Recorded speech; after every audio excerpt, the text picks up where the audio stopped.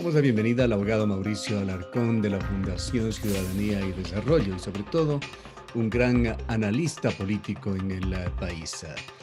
Abogado Alarcón, usted ha venido siguiendo de cerca la democracia ecuatoriana por algunos años. Recordamos un importante capítulo que se dio, si la memoria no me es esquiva, hace aproximadamente 2 años, cuando se reconstituía el Consejo Nacional Electoral bajo la batuta de Gustavo Vega. Se hizo un esfuerzo grande allí, se recibieron sugerencias de los más diversos sectores del Ecuador por tratar de mejorar a la autoridad electoral, Consejo Nacional Electoral, Tribunal Contencioso, por tratar de lograr un organismo más probo, más independiente, que brinde mayor confianza a la ciudadanía. ¿De qué manera nos hemos acercado a ese objetivo? Gustavo, buenas noches y un saludo a quienes nos escuchan a través de la señal de radio y nos ven a través de la señal de televisión. Hablar de una autoridad electoral después de un proceso de transición que, como recordarán ustedes, empezó en febrero de 2018 y ha mostrado algunas falencias en este último proceso electoral. Creo que es hablar de la necesidad de fortalecer las instituciones y sobre todo respetar el Estado de Derecho. Es indiscutible el trabajo que en un consejo transitorio bajo el liderazgo de Gustavo Vega se llevó a cabo, escuchando a la ciudadanía y a los más diversos actores sociales, políticos, de sociedad civil, en cuanto a cómo mejorar el sistema electoral en el país, pero ya en la práctica, después con los organismos definitivos, creo que hemos sido víctimas de un proceso que, como lo he manifestado en múltiples ocasiones, tuvo muy poca relación con lo que establecen la Constitución y la ley. Y en ese sentido, una vez que se ha superado una primera vuelta electoral con todas sus complejidades, es fundamental que demos vuelta a la página y que empecemos a trabajar de manera decidida en un proceso de diálogo constructivo y una reforma electoral integral. Y no me refiero a cambiar la forma de elegir gente o el método de asignación de escaños, sino más bien a lo que tiene que ver con las instituciones electorales y la forma en que funcionan. En esto de la autoridad electoral hay visiones y visiones, entre ellas quizá dos polarizadas, la una de que debería ser independiente. A través de la independencia de los partidos y movimientos políticos se podría disminuir su injerencia. La otra que dice que es imposible, siendo seres humanos, subjetivos, lograr esto, habla de un equilibrio de fuerzas políticas en la autoridad electoral. En Ecuador me parece que no logramos ni lo uno ni lo otro y vemos y estamos atestiguando en estos días cómo diversos integrantes del Consejo Nacional Electoral intentan llevar el agua a su molino, Tribunal Contencioso Electoral incluido. Por supuesto. Y yo devuelvo la pregunta a nuestra audiencia. ¿En qué parte de la Constitución se establece que las organizaciones políticas podían postular miembros al Consejo Nacional Electoral? Partamos de ese punto. El hecho de que se designe a un cuerpo colegiado a través de un concurso público de méritos y oposición tiene por objeto que cualquier ciudadano con conocimiento sobre la materia pueda integrar este organismo de administración electoral, pero el Consejo Transitorio a cargo del señor Trujillo torció las reglas y terminó designando además a 3 miembros, no de cualquier organización política, sino de las 3 organizaciones políticas más votadas en el proceso, una regla que no está escrita en ningún lugar y que fue producto de una declaración pública a los medios de comunicación. Eso afecta gravemente la institucionalidad y el Estado de Derecho. Si nosotros, por supuesto, queremos que los partidos políticos se controlen entre sí, volvamos al esquema anterior, en el que 7 miembros del entonces Tribunal Supremo Electoral venían de los 7 partidos y movimientos más votados, y al menos entre ellos se autocontrolaban entre unos y otros. Pero la Constitución de 2008 abrió paso a que cualquier ciudadano integre este organismo. No voy a hablar de la cooptación que se produjo en la época del correísmo, donde vimos más bien a ex altos funcionarios del Ejecutivo apareciendo como autoridades electorales, pero tampoco es aceptable que hoy vivamos un híbrido que ni siquiera esté escrito y cuyas consecuencias ya las estamos viviendo. Y yo me voy a poner, Gustavo, no solo en el detalle que tú mencionas, que puede estar asociado a estas declaraciones en torno al conteo rápido, que con una diferencia de minutos la presidenta dice una cosa y el vicepresidente otra, sino a acciones subjetivas como las del consejero que, frente a violaciones a la norma electoral de los 16 binomios, decide presentar por su cuenta denuncia respecto de uno solo. La autoridad electoral tiene que actuar con total objetividad y aplicando la ley a todos sin distinción. El momento en que uno solo de sus miembros inclina la balanza por cuestión de favoritismos, simplemente estamos frente a una autoridad electoral que no nos garantiza independencia, mucho menos transparencia. Ahora, de cualquier manera vale la pena establecer un punto de partida para hacer un mejor diagnóstico del momento. No vamos a hablar del Consejo Nacional Electoral desde aquella primera escabrosa sesión en la cual se eligió presidenta ya con la ausencia de 2 de sus 5 miembros. Tampoco vamos a referirnos a tantas inconsistencias, contradicciones, incluso conflictos en la autoridad electoral que se han dado en este periodo.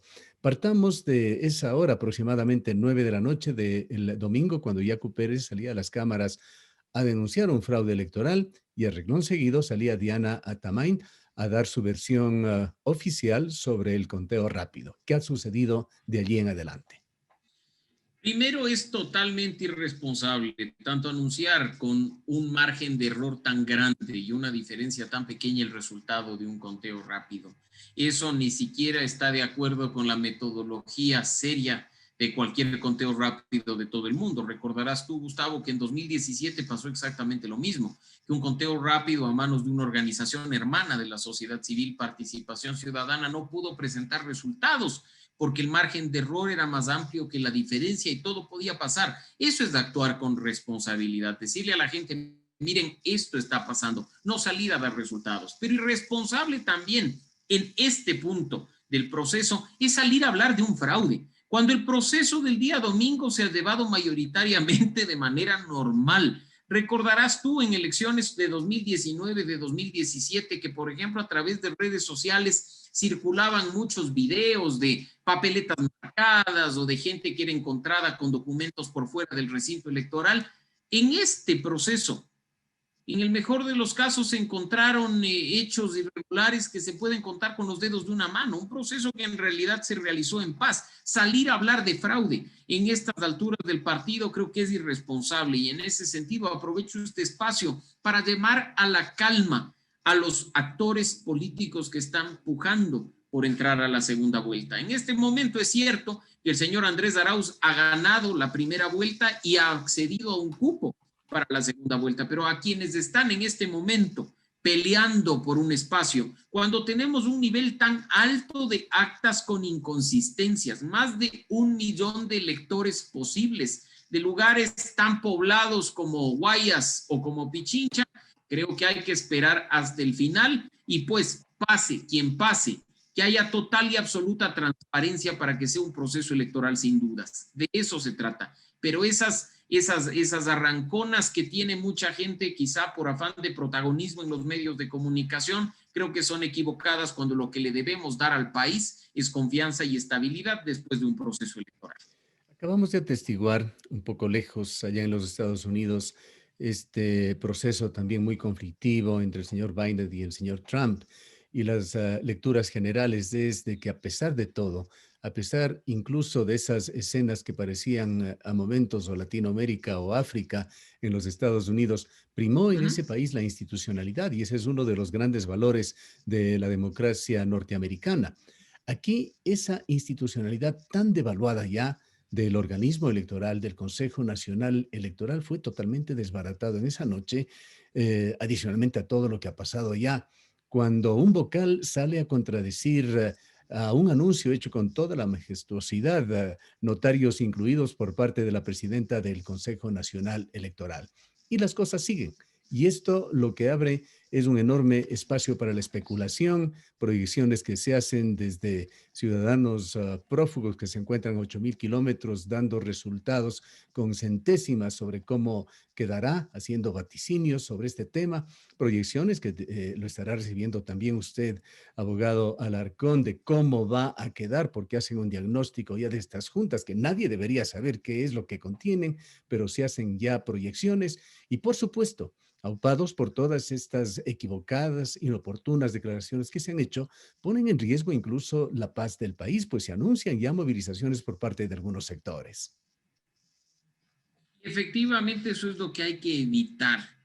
Mientras el conteo se realiza y mientras las actas con observación son revisadas al interior de las juntas provinciales y del Consejo Nacional Electoral, hay que esperar en paz. Muchas veces, ya lo vimos en 2019, un escaño, una alcaldía, una prefectura se gana.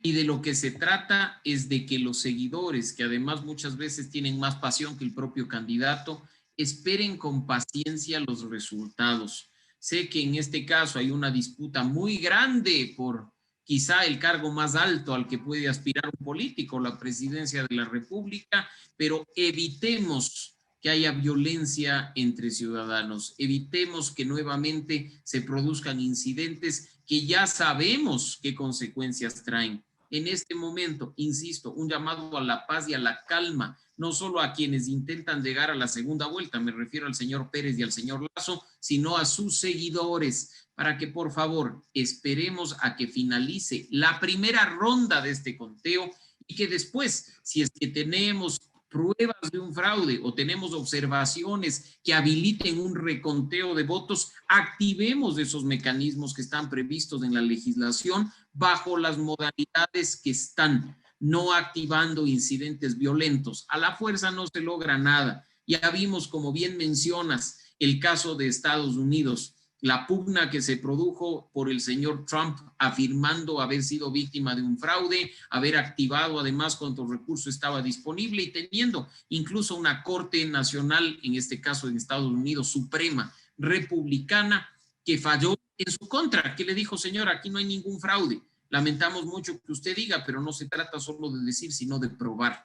Esperemos con calma. Los ánimos están caldeados, pero lo más responsable es que actuemos con cabeza fría, una vez que el trabajo inicial del Consejo Nacional Electoral. Con respecto a la elección de presidente y vicepresidente de la República, hay dos cosas claras, irrefutables y que se van a dar. Lo uno es una segunda vuelta electoral, lo otro que el señor Arauz estará en esta. Esto genera dos escenarios, Arauz Lazo o Arauz Pérez. ¿Qué reflexiones tiene con respecto al primero y al segundo escenario? Bueno, creo que en los dos escenarios vamos a ver un borrón y cuenta nueva por parte de los candidatos.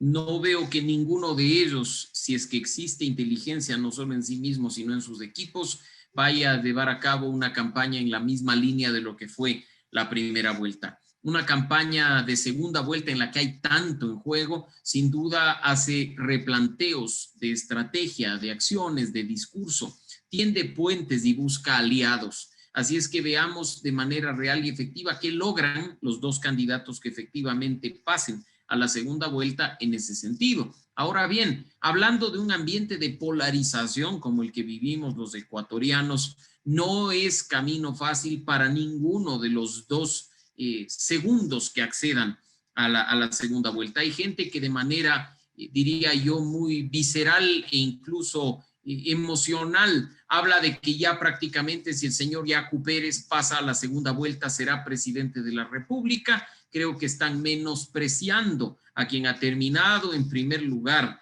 que además ya nos ha dicho qué planes tiene para acceder al poder y que por supuesto quieren recuperarlo. Ellos ya tuvieron y fueron gobierno durante 14 años y ahora están dispuestos a recuperar a la misma manera de los años iniciales. No están dispuestos a dejarse arrebatar la presidencia de una manera tan fácil y creo que eso hay que tener en cuenta. Insisto, no creo que haya un camino más favorable para uno de los dos que entre segundos. Sin embargo, apelo a la inteligencia de quienes efectivamente lleguen para que el proceso también se desarrolle en paz. Y cuando me refiero en paz, no me refiero únicamente, Gustavo, a que no se den actos violentos, sino a que, por ejemplo, no caigan en el juego de la desinformación y de las noticias falsas que tanta fuerza tuvo en la primera vuelta. Ese tema de que tu propio equipo de campaña y que tus propias cuentas oficiales estén desinformando y emitiendo lo que se conoce como fake news es irresponsable con el país. Nos quejamos del daño que hace la desinformación, pero cuando nos conviene somos los primeros en activarla. bajémosle un poco el tema y debemos en esta segunda vuelta una campaña de altura, una campaña de propuestas, una campaña de decirle al país lo que queremos para los próximos 4 años, una campaña en la que se escuche al elector y no únicamente se piense como sujeto político, que no únicamente se piense como candidato. En la situación actual del país, además, con una crisis económica tan fuerte, una crisis laboral de inseguridad como la que vivimos, producto de la pandemia del COVID-19, gane quien gane la presidencia de la República, la tiene difícil, incluso teniendo en cuenta la forma en que estará distribuida la Asamblea Nacional. Una reflexión sobre lo gravitante o no que puede resultar las alianzas políticas, el endoso del voto para la segunda vuelta. En realidad, en política no se puede hablar, Gustavo, de un voto 100% endosable. Eso es bueno para la época en que los electores eran totalmente seguidores fieles el siglo pasado de sus dirigentes y de sus caudillos, cuando incluso casi que sabíamos con nombre y apellido quienes iban a votar por nosotros. Me refiero a épocas quizá como las del señor Velasco Ibarra. Ahora, si bien los votos no pueden endosarse y en la totalidad mucho menos, creo que el electorado nos ha transmitido un mensaje en cuanto a quién votó y por qué votó por él. En el caso, por ejemplo, del señor Hervas, es indiscutible que su principal electorado está en la población joven, en aquellos que formaban parte del registro electoral en más de un 40%, los menores de 35 años, que no se limitan en discutir a temas económicos o temas de inseguridad, sino que quieren empezar a discutir sobre derechos, que quieren empezar a discutir sobre grupos LGBTI, poblaciones vulnerables, sobre el medio ambiente, sobre la industria extractiva. Por eso es que aquellos candidatos que toparon estos temas capitalizaron ese voto de los jóvenes.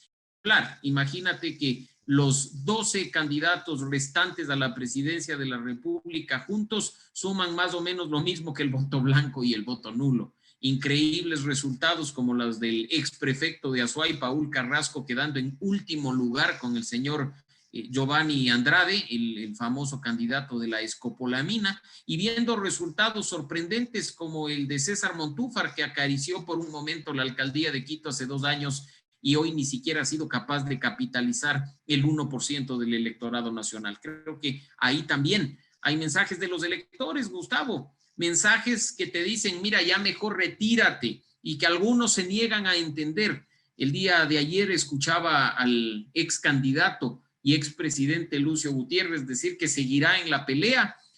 Simplemente vea que apenas el 1.7% del electorado lo apoyó, y mejor quédese en su casa siendo expresidente. Creo que es más responsable con el país y creo que hay políticos a los cuales... Cualquiera que gane la presidencia de la República va a tener una situación sumamente compleja, como usted había señalado. Hablemos un poquito de la Asamblea, en donde se perfila un bloque mayoritario, no de mayoría total, por supuesto, o absoluta, pero mayoritario de UNES. Allí está también Pachacuti, que aparentemente tendrá un bloque importante. La derecha con el Partido Social Cristiano y Creo juntos, pero no revueltos, lo dicen hasta ahora, y está Izquierda Democrática y las fracciones que habrá en la Asamblea. ¿Cómo mira usted esta situación de la Asamblea y la relación que podría generarse con respecto al nuevo Ejecutivo del país? Nadie logra mayoría en la Asamblea Nacional, definitivamente. Si bien la primera fuerza es la alianza UNES, Centro Democrático con Fuerza Compromiso Social, tiene 49 legisladores aproximadamente, aún dista de los 70 que se necesita para construir una mayoría absoluta en un proceso, por ejemplo, de designación de autoridades legislativas o de aprobación de proyectos de ley orgánica. No se diga de mayorías calificadas como las que se necesitan para rechazar un veto que venga del Ejecutivo. En ese sentido, incluso las fuerzas, entre comillas, minoritarias, que no lo son, Pachacuti, la Izquierda Democrática, Creo, el Partido Social Cristiano, tienen un problema incluso más grande, en el sentido de que por sí solas no logran mayores resultados. Pero sí nos manda un mensaje nuevamente el elector al dar el 90% de la Asamblea Nacional a estas 5 organizaciones políticas y apenas del 10% a movimientos locales o a movimientos nacionales. que más que estructura política llegaron a este punto por una situación personal. Le escuchaba hace algunas horas al exalcalde Marcelo Cabrera, por ejemplo, decir: llegamos a la asamblea sin candidato presidencial, por precisamente tener una imagen fuerte, un nivel de conocimiento grande en su provincia como exalcalde. En el caso del Oriente ha sido electa Guadalupe Llori, la ex prefecta de Orellana, que está ahí sí, amparada por el paraguas de Pachacutic, pero que llega por mérito propio. Pero vemos igual, Gustavo, y elecciones bastante simpáticas como la del hijo de Álvaro Noboa en Santa Elena, por el partido del pastor Gerson Almeida. Y ese tipo de fenómenos nos hace notar que esos escaños residuales, esos escaños individuales, en muchos casos, más obedecen a la persona que a la organización política. Todos la tienen difícil. Gane el señor Arauz, gane el señor Pérez, o si es que pasa segunda vuelta el señor Lasso, definitivamente por sí solos no podrán llevar a cabo acciones en el ámbito legislativo. Con ello veremos acuerdos, veremos pactos, veremos diálogos que esperemos tengan al país como razón principal y no al reparto, a la componenda o a los recursos públicos de por medio. Finalmente, abogado Alarcón, una opinión sobre la consulta de Cuenca. Está, diríamos que confirmado, no hay resultados oficiales finales, los habrá el día de hoy, pero hay suficientes indicios para concluir de que ha sido aprobada con más de un 80% del voto ciudadano. Nos gustaría su punto de vista, cómo se ve desde la capital de la República este tema y qué incidencia podría tener en otros cantones del país. Nuevamente, esos temas que empiezan a preocupar a la ciudadanía. Probablemente, Gustavo, hace 10 años no se nos hubiera ocurrido llevar a cabo una consulta de estas características, mucho menos que sea impulsada por una autoridad local. Más hubiéramos quizá creído que iba a ser producto de un proceso de recolección de firmas o de una organización de las... Bueno, aquí conociendo de cerca, diría que sí, son procesos que al final fueron facilitados por la autoridad local, pero tras un proceso en el cual se generó una muy fuerte presión desde la ciudadanía y sus organizaciones. Por supuesto que sí, y eso es parte de este trabajo en equipo en temas, Gustavo, impensables, como digo, hace 10 años. Hacer trabajo en equipo con una autoridad para una consulta a favor del medio ambiente y los recursos naturales no renovables hubiera sido un tema que, topado hace 10 años, nos hubieran dicho callen locos, pero aquí está el resultado. Temas que empiezan, insisto, a preocuparle a la ciudadanía y que han sido rectores dentro de este proceso electoral. Si bien es cierto, estamos conscientes de que la minería es necesaria para la vida diaria, de que los recursos como el petróleo son fundamentales para sostener no solo la economía del país, sino nuestras actividades, empezamos a decir, cuidado, que hay otros recursos de por medio que son vitales para el ser humano y que tienen que ser protegidos. Que sí, perfecto, hagamos actividad minera, pero no la hagamos cerca de ciertas fuentes de agua. Y ese tipo de cuestiones que empiezan a discutirse de manera proactiva en la provincia de La Suay y en la ciudad de Cuenca, creo que de a poco las veremos en otras ciudades del país. A nosotros nos han llegado ya consultas de la provincia de Loja, por ejemplo, que tiene inquietudes sobre cómo se ha llevado a cabo este proceso para ver la posibilidad de repetir, de copiar esta experiencia buena y poder llevar a cabo una iniciativa parecida. Yo creo que de estas acciones las vamos a ver muchas en los próximos meses y en los próximos años, y tiene como objetivo principal discutir como ciudadanos nuestra responsabilidad con el medio ambiente, más allá de los asuntos meramente económicos. Muchas gracias por habernos atendido y esperemos que pronto se despeje esta niebla con respecto a la segunda vuelta y ojalá no lleguemos al punto en donde acciones violentas vayan a presentarse en el país. Muchas gracias, Gustavo, siempre a las órdenes, y un saludo especial a nuestra audiencia. Declaraciones del abogado Mauricio Alarcón de la Fundación Ciudadanía y Desarrollo.